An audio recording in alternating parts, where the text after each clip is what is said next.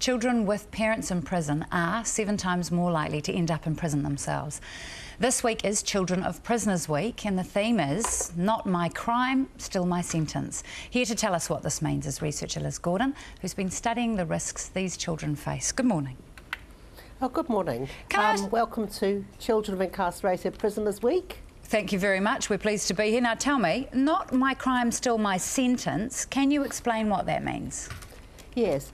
What the research found was that over the time, right from the arrest, where a child might watch their parent being dragged away by police after a dawn raid, you know, because the children are in the house when those things happen, right through to health, education, their own well-being, often living in poverty because they're stuck on a benefit. These children pay the price for their parental incarceration. They suffer stigma and discrimination at home, at school, wherever they go, and they're basically set down a path that, as you say, leads to them being 7 times more likely than others to end up in prison. Obviously, we don't want that. We don't want the children of prisoners ending up in prison.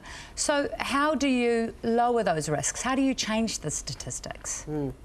What we found in the research was that the agencies of justice and the agencies of social services who should have been part of the solution for these kids, in fact made things worse. The agencies of justice, by ignoring the children, by making visits hard to prisons, by not allowing children to say goodbye in the courtroom, the children's rights and children's needs were just swept aside.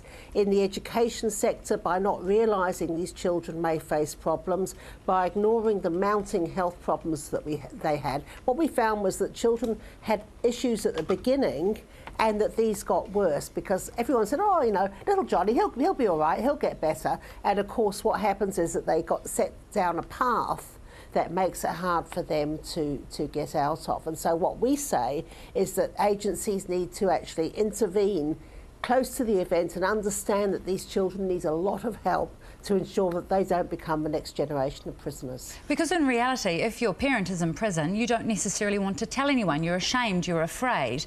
So you can potentially be carrying the burden of shame or guilt. Did you do something wrong? Are you to blame? And also not wanting anybody else to know. So how can we reach out and help these kids?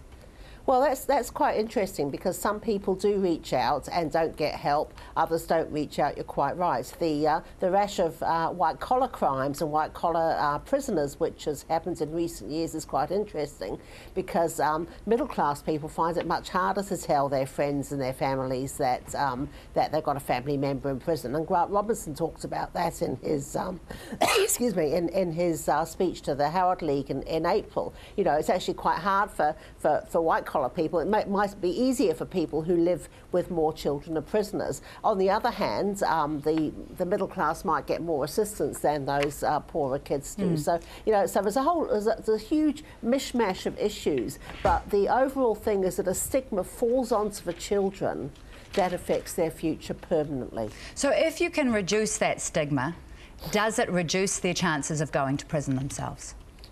Oh yes, they need practical help. It's not just stigma; they need practical help.